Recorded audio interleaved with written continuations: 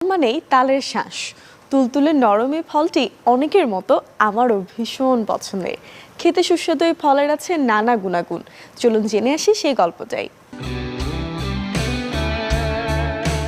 ভাদ্র মাসে যে তাল পেকে সুমিষ্ট ফল হয় তা এই গ্রীষ্মে থাকে কাঁচা। আর এই কাঁচা তালের ভেতরের শ্বাসও কিন্তু ফল হিসেবে খুবই জনপ্রিয়। পেটের বিভিন্ন সমস্যা দূর করতে দারুণ কার্যকারী এই ফল।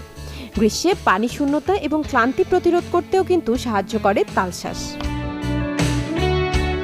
তার সাম্প্রতিক ইনস্টাগ্রাম পোস্টে জানান, গ্রীষ্মের শরীর ঠান্ডা রাখতে কোল্ড ড্রিঙ্কস বা আইসক্রিমের বদলে উপকারী হবে তালশ্বাস, কারণ এটি শরীরকে ভেতর থেকে প্রাকৃতিকভাবে ঠান্ডা করতে সাহায্য করে।